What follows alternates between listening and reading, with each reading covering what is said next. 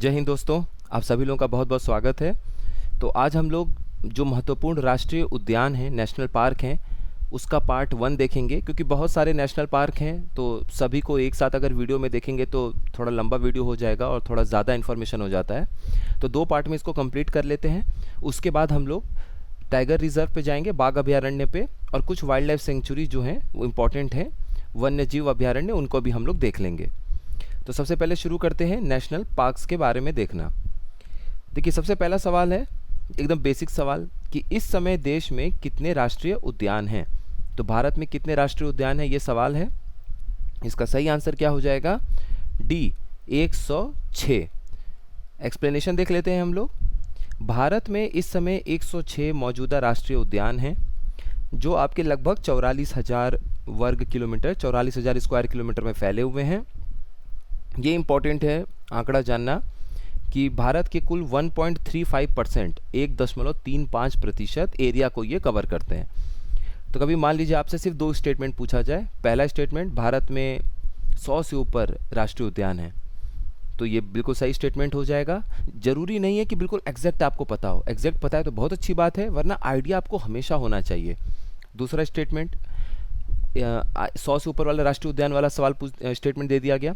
और दूसरा स्टेटमेंट आपसे दे दे कि 5% या 4% से ज़्यादा एरिया, वर्ग एरिया क्षेत्र में, या फिर मान लीजिए एरिया को कवर करता है राष्ट्रीय उद्यान, तो ये गलत हो जाएगा, क्योंकि 2% से भी कम है। हो सकता है यही स्टेटमेंट आपसे पूछ दे कि 2% से भी कम एरिया में राष्ट्रीय उद्यान देश में फैले हुए हैं, तो ये भी स्टेटमेंट सही हो जाएगा। तो ट्रेंड ज़रूर आप लोग पकड़ के रखिएगा। और जो ये नेशनल पार्क हैं, वो आपके नेशनल पार्क में ये है कि किसी भी तरह की कोई ह्यूमन एक्टिविटी अलाउ नहीं है। मतलब पार्क के अंदर, राष्ट्रीय उद्यान के अंदर किसी भी तरह की मानव गतिविधि की अनुमति नहीं है। और ये आप देखेंगे वाइल्ड लाइफ प्रोटेक्शन एक्ट जो है, WPA 1972 का, वन्य जीव अभयारण्य के संरक्षण के लिए ये जो अधिनियम बनाया गया था 1972 में, इसी के तहत ये बातें की गई हैं। और ये निर्धारित कौन करता है? तो जो चीफ वाइल्ड लाइफ वार्डन है, जो मुख्य वन्य जीव प्रतिपालक कहलाते हैं, उनकी अनुमति अगर नहीं है तो राष्ट्रीय उद्यान के अंदर किसी भी तरह की मानवीय गतिविधि को नहीं अनुमति मिलती है। किसी भी तरह का कोई कार्य आप नहीं कर सकते हैं। उसके लिए चीफ वाइल्ड लाइफ वार्डन जो हैं, मुख्य वन्य जीव प्रतिपालक, उनसे आपको परमिशन लेना पड़ेगा। चलिए अगले सवाल पे बढ़ते हैं।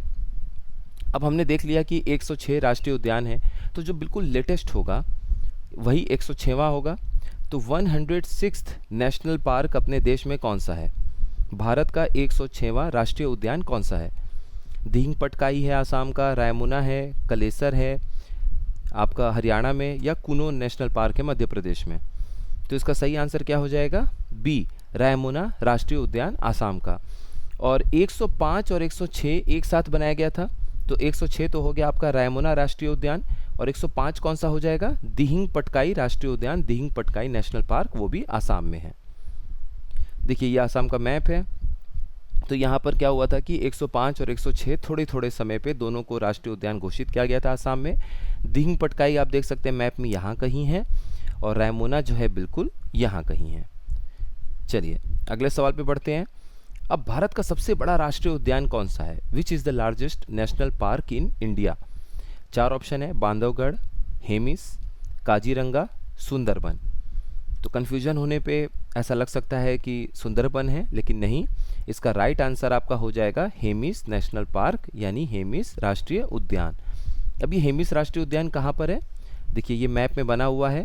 हेमिस राष्ट्रीय उद्यान लेह के पास में है, लद्दाख केंद्र प्रशासित राज्य में, लद्दाख यूनियन टेरिटरी में, जो उनका कैपिटल है लेह। उसी लेह से थोड़ा सा और उत्तर की तरफ आप बढ़ेंगे तो पूरा जो ये क्षेत्र है, इसको घोषित किया गया है हेमिस राष्ट्रीय उद्यान। ये लगभग आपका 4400 स्क्वायर किलोमीटर, यानी लगभग 4500 स्क्वायर किलोमीटर में, वर्ग किलोमीटर में फैला हुआ है, और 1981 में इसको घोषित किया गया था। तो ईयर नहीं भी याद है तो कोई दिक्कत नहीं है, बस लोकेशन याद रखिए, स्टेट याद रखिए, ये हमारे लिए इम्पोर्टेंट है।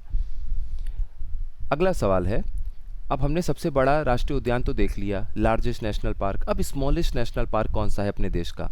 तो भारत का सबसे छोटा राष्ट्रीय उद्यान कौन सा है? जल्दापारा है, सिंगालीला है, साउथ बटन द्वीप नेशनल पार्क, मतलब साउथ बटन द्वीप राष्ट्रीय उद्यान, या फिर south Button Island National park, और उसके बाद एक फॉसिल नेशनल पार्क। तो इसका सही आंसर क्या हो जाएगा? C, South Button Island National Park या साउथ बटन द्वीप राष्ट्रीय उद्यान, जो कि अंडमान निकोबार में है। ये फॉसिल नेशनल पार्क जो आपका है, ये दूसरा सबसे छोटा राष्ट्रीय उद्यान है अपने देश का, और ये आपका मध्य प्रदेश में है। ठीक है, देख लेते हैं इसको। South Button Island National park जो है वो अंडमान निकोबार आइलैंड है, ये भारत का सबसे छोटा राष्ट्रीय उद्यान है। अगला सवाल, न्योरा वैली राष्ट्रीय उद्यान किस राज्य में है? न्योरा वैली राष्ट्रीय उद्यान भारत के किस राज्य में स्थित है? आपके सामने 4 ऑप्शन है, उत्तराखंड, हिमाचल प्रदेश, केरल या पश्चिम बंगाल। तो न्योरा वैली जो है वो याद रखिएगा उत्तराखंड, आपका ये पश्चिम बंगाल में है। ठीक है, न्योरा वैली जो है ये आपका पश्चिम बंगाल में है। इससे रिलेटेड हम और देख लेते हैं। देखिए, जब आप पश्चिम बंगाल का मैप देखेंगे, जैसे मान लीजिए कि रुकिए, एक आपको रफ आइडिया दे देते हैं। जैसे मान लीजिए कि कुछ इस तरीके से अपना नॉर्थ ईस्ट है। ठीक है, ये ऐसे पश्चिम बंगाल है। तो जो पश्चिम बंगाल का साइड है जो आपका सिक्किम से टच करता है, बिल्कुल ये मान लीजिए अपना सिक्किम है, सिक्किम से जो ये टच करता हुआ है, ये ऐसे मान लीजिए। ठीक है, तो ये सिक्किम से जो टच करता हुआ एरिया है यहाँ पर, और भूटान इधर है, यहाँ पर कहीं आपको देखने को मिलेगा न्योरा वैली, न्योरा घाटी। ठीक है, तो यह क्रमशः अपनी उत्तरी और उत्तर पूर्वी सीमाओं पर सिक्किम और भूटान से सटा हुआ है। तो आप समझ गए, ऊपर सिक्किम है उत्तर में, और उत्तर पूरब में आपको देखने को मिलेगा भूटान। और सिक्किम में ये आपका किससे जुड़ा हुआ है? पंगोलखा वन्यजीव अभयारण्य, यानी पंगोलखा वाइल्ड लाइफ सेंचुरी जो है ये आपको देखने को मिलेगा सिक्किम में, उसी के साथ में ये टच करता हुआ है। अगले सवाल पे आते हैं। Intanki national park is the only national park of which state? इनमें से 4 में से कौन सा ऐसा राज्य है जिसका एकमात्र राष्ट्रीय उद्यान इटांकी या इटंकी राष्ट्रीय उद्यान है? आपके सामने 4 ऑप्शन है, मणिपुर, अरुणाचल प्रदेश, नागालैंड या फिर मिजोरम। तो इटांकी राष्ट्रीय उद्यान नागालैंड का एकमात्र राष्ट्रीय उद्यान है। ठीक है, इसका सही आंसर क्या हो जाएगा? नागालैंड। तो देखिए, ये नागालैंड का मैप है, मान लीजिए ये नागालैंड का मैप है। ये ऊपर आपका अरुणाचल प्रदेश है, इधर आपका म्यांमार है, इधर आपका मणिपुर है। तो ये आप देख रहे हैं बिल्कुल, जब आप नागालैंड से होते हुए आएंगे नीचे, ये आसाम वगैरह टच करता है इसको, तो यहाँ पर आपका इटांकी राष्ट्रीय उद्यान है। अगर आप आसाम से नागालैंड होते हुए मणिपुर जाएंगे तो बीच में इटांकी राष्ट्रीय उद्यान आपको देखने को मिलता है। ये मैप हो गया। चलिए अगले सवाल पर आते हैं। बलफाक्रम राष्ट्रीय उद्यान कौन से राज्य में है? मेघालय, केरल, मणिपुर या फिर सिक्किम? 4 ऑप्शन है आपके सामने। देखिए अब ये बलफक्रम से आप क्या देख सकते हैं? क्या आपको लग रहा है कि ये केरल में पड़ सकता है या सिक्किम में पड़ सकता है? सिक्किम में राष्ट्रीय उद्यान आपको एक बड़ा सा देखने को मिलेगा, कंचनजंगा राष्ट्रीय उद्यान। और केरल में आपको साइलेंट वैली देखने को मिलता है। केरल में आपको एराविकुलम नेशनल पार्क देखने को मिलता है। एराविकुलम हो गया, और उसके बाद आपको साइलेंट वैली हो गया। ये सब इंपॉर्टेंट है, ये सब एग्जाम में पूछता है। तो बलफक्रम राष्ट्रीय उद्यान आपको मेघालय में देखने को मिलता है। मेघालय में और क्या देखने को मिलता है? मेघालय में आपको नोकरेक भी देखने को मिलता है, और नोकरेक जो है वो अपने आप में बायोस्फीयर रिजर्व भी है। उसके बाद चेरापूंजी, मौसिनराम जहाँ पर सबसे भारी बारिश होती है, सबसे अधिक नमी आपको देखने को मिलती है, वो भी आपको मेघालय में देखने को मिलता है। तो ये याद रखिएगा, बलफक्रम राष्ट्रीय उद्यान मेघालय में है। ये आपका मेघालय का मैप है। इधर इनका राजधानी है शिलोंग, और ये है बलफक्रम राष्ट्रीय उद्यान। जब आप बिल्कुल मेघालय से बांग्लादेश की तरफ पहुंच जाते हैं किनारे पे, तब आपको ये देखने को मिलता है। चलिए अगले सवाल पर आते हैं। Which among the following national park is not located in Kerala? 4 आपके सामने राष्ट्रीय उद्यान है, और सवाल ये है कि निम्नलिखित में से कौन सा ऐसा राष्ट्रीय उद्यान है जो केरल में स्थित नहीं है? आपके सामने 4 ऑप्शन है। साइलेंट वैली है, ये मौन घाटी हो गया। साइलेंट वैली राष्ट्रीय उद्यान, एराविकुलम, बन्नेरघट्टा या फिर पेरियार? तो देखिए, पेरियार तो है, पेरियार नदी भी बहती है केरल में। अगर आप केरल का मैप को देखेंगे तो पेरियार नदी बहती है, तो वहीं पर आपका पेरियार भी है। साइलेंट वैली भी है। एराविकुलम हमने ऊपर डिस्कस कर लिया। जो नहीं है वो है बन्नेरघट्टा, क्योंकि बन्नेरघट्टा आपका कर्नाटक में पड़ता है। तो बस यहाँ पर इतना ही जान जाइए कि बन्नेरघट्टा राष्ट्रीय उद्यान आपका कर्नाटक में पड़ता है। अगले सवाल पे आते हैं। वंशदा राष्ट्रीय उद्यान किस राज्य में पड़ता है? आपके सामने चार ऑप्शन है, हरियाणा, गुजरात, राजस्थान या मध्य प्रदेश। तो इसका सही आंसर क्या हो जाएगा? इसका सही आंसर हो जाएगा आपका गुजरात। ठीक है। हरियाणा से देखिए जो सवाल पूछा जाता है उसमें आपका एक कलेसर है, कलेसर है यहाँ पर आपका। जितने भी इस तरह के शब्द होते हैं, मनेसर, कलेसर, ये सब आप शब्द पकड़ लिया करिए कि हरियाणा में देखने को मिलेगा। उसके बाद एक आपका फेमस सुल्तानपुर राष्ट्रीय उद्यान है, ये भी आपका वहीं पर है। ठीक है। बाकी हम जब भी देखेंगे और नेशनल पार्क को भी हम देख लेंगे। बहुत सारा तो कॉमन है जो आपको पता है, थोड़े से अलग आजकल सवाल पूछ लिए जाते हैं तो वो आपको पता होना चाहिए। तो इसका सही आंसर था गुजरात। अगला सवाल, अब जैसे हमने नागालैंड में देखा था कि नागालैंड का एकमात्र राष्ट्रीय उद्यान था इटांकी, है ना। इटांकी राष्ट्रीय उद्यान नागालैंड का एकमात्र राष्ट्रीय उद्यान था। उसी तरीके से झारखंड का भी एकमात्र राष्ट्रीय उद्यान है, नेशनल पार्क है, उसका नाम क्या है? चार ऑप्शन है, बेतला, वाल्मीकि, सिरोही या कंगेर वैली। ये चार ऑप्शन है आपके सामने। तो इसका सही आंसर क्या हो जाएगा? इसका सही उत्तर हो जाएगा बेतला, यानी कि बेतला राष्ट्रीय उद्यान।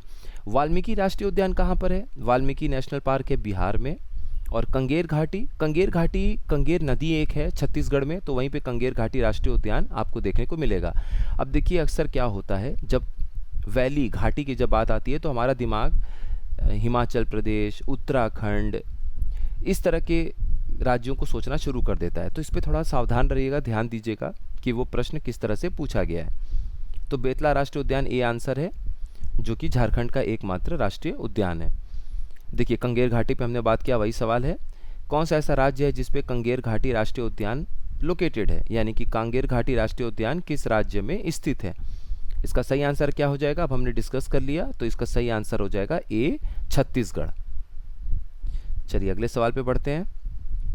कौन सा ऐसा राज्य है जहां पर गोविंद नेशनल पार्क लोकेटेड है? ठीक है, गोविंद राष्ट्रीय उद्यान किस राज्य में स्थित है, ये आपको बताना है। चार ऑप्शन है आपके सामने, हिमाचल प्रदेश, उत्तराखंड, गुजरात और उड़ीसा। अब जैसे गोविंद आपको नाम समझ में आ रहा है, तो इसका मतलब ये नहीं होगा कि उड़ीसा गुजरात में कम मुश्किल है कि यहाँ पे आपको देखने को मिलेगा, कम चांस है। तो हिमाचल प्रदेश और उत्तराखंड में से हमारा एक हो सकता है। अब आपको एकदम याद होना चाहिए, तो इसका सही आंसर क्या हो जाएगा? बी, उत्तराखंड। देखिए इसके लिए मैप है, मैप आपको दिखा देते हैं। देखिए ये हो गया हमारा उत्तराखंड का मैप। अब ये जो जिम कॉर्बेट राष्ट्रीय उद्यान है, ये तो अपने देश का पहला नेशनल पार्क है। इसको पहले हेली नेशनल पार्क हम लोग बोलते थे, बाद में इसका नाम बदल के जिम कॉर्बेट कर दिया गया। जो जिम कॉर्बेट थे ये ब्रिटेन के थे, ब्रिटेन के बहुत बड़े इन्वायरमेंटलिस्ट थे, आप नेचरिस्ट बोल सकते हैं, फोटोग्राफर, बहुत सारे गुण थे इनके अंदर। तो ये ब्रिटिश थे, ठीक है, ब्रिटेन के थे। इधर आप देख रहे हैं ये आपका नंदा देवी राष्ट्रीय उद्यान है, Nanda Devi national peak, Nanda Devi national park आपको देखने को मिल रहा है उत्तराखंड में। और यहाँ पर आपका ये अपने सवाल का सही जवाब हो जाएगा। ठीक है, तो गोविंद राष्ट्रीय उद्यान कहाँ पर है? गोविंद राष्ट्रीय उद्यान आपका उत्तराखंड में। एक बात और ध्यान रखिएगा, अब आप इसकी लोकेशन देखिए। यहाँ आप देख रहे हैं कि ग्लेशियर जैसा वाइट वाइट है और उसके पास में हमें गोविंद राष्ट्रीय उद्यान देखने को मिल रहा है। तो जो इतनी हाइट होती है 6 किलोमीटर के ऊपर, आमतौर पे जब आप जाएंगे तो वहाँ पर अगर कोई तेंदुआ आपको मिलेगा तो वो एग्जिस्ट करता है स्नो लेपर्ड। ठीक है, जो हिम तेंदुआ है वो आपको वहाँ पर देखने को मिलेगा। और इसका IUCN, अगर आप international union for conservation and natural resources जो IUCN है उसका स्टेटस देखें अगर इनका, कि IUCN के हिसाब से इनको संरक्षण इनको किस स्टेटस में रखा गया है, तो ये आपका वुल्नरेबल स्टेटस है, यानी कि सुभेद्य। और हिम तेंदुओं के संरक्षण के लिए एक क्षेत्र है गोविंद राष्ट्रीय उद्यान। उत्तर पश्चिमी हिमालयी उच्च भूमि का ये एक भाग है, यानी it is a part of the high western Himalayan highland. ठीक है, चलिए अगले सवाल पे बढ़ते हैं। Valley of flowers national park is located in which state? फूलों की घाटी राष्ट्रीय उद्यान किस राज्य में स्थित है? तो फूलों की घाटी राष्ट्रीय उद्यान किस राज्य में स्थित है? क्या वो उड़ीसा होगा? नहीं। नाम से देखिए, क्या वो तमिलनाडु होगा? नहीं। उत्तराखंड और महाराष्ट्र हो सकता है, लेकिन इसका सही आंसर क्या हो जाएगा? उत्तराखंड। अब फूलों की घाटी राष्ट्रीय उद्यान इसे क्यों कहते हैं? क्योंकि आप ये देख सकते हैं, ये आपके सामने पहाड़ है, ये घाटी बन रही है वैली, और देखिए आपको सुंदर सुंदर फूल देखने को मिल रहे हैं। तो ये फूलों की घाटी राष्ट्रीय उद्यान है और ये यूनेस्को वर्ल्ड हेरिटेज साइट भी है, इसलिए भी ये हमारे लिए इंपॉर्टेंट है। जैसे कि सिक्किम में कंचनजंगा राष्ट्रीय उद्यान, कंचनजंगा नेशनल पार्क भी अपने आप में एक यूनेस्को का नेचुरल प्राकृतिक वाले कैटेगरी में श्रेणी में डाला हुआ है, वर्ल्ड हेरिटेज साइट है, यूनेस्को विश्व धरोहर स्थल है। उसी तरीके से आपका valley of flower national park यानी फूलों की घाटी राष्ट्रीय उद्यान भी इस श्रेणी में आता है यूनेस्को विश्व धरोहर स्थल में। तो यहाँ तक अपना हमारा पहला पार्ट कंप्लीट होता है। जो कॉमन है बहुत सारे, जैसे सरिस्का पूछ दे, अब वो तो चलिए बाघ अभयारण्य भी है। तो अभी क्या होगा कि बहुत सारे बाघ अभयारण्य भी जब हम लोग देखेंगे, जो राष्ट्रीय उद्यान भी रह चुके हैं, वहाँ से हमारा बहुत सारा पॉइंट और क्लियर हो जाएगा। तो बाघ अभयारण्य में भी देखना है, अभी हमें इसका सेकेंड पार्ट देखना है, वो कंप्लीट कर लेते हैं। तो नेशनल पार्क से जो भी सवाल बनेगा वो आपका गलत नहीं होगा, नहीं छूटने वाला है। 1 से 2 बार और वीडियो देख लीजिएगा, आपको अच्छे से याद हो जाएगा। मिलते हैं फिर नेक्स्ट इन्फॉर्मेटिव वीडियो में। अच्छे से आप लोग पढ़ते रहिए। आप सभी लोगों का बहुत बहुत धन्यवाद। कोई भी किसी भी टॉपिक पे अगर आपको लगता है कि और एमसीक्यू मिलना चाहिए, बनना चाहिए, तो आप लोग कमेंट बॉक्स में लिखिएगा, उस पर ज़रूर वीडियो बनेगा। आप सभी लोगों का बहुत बहुत धन्यवाद।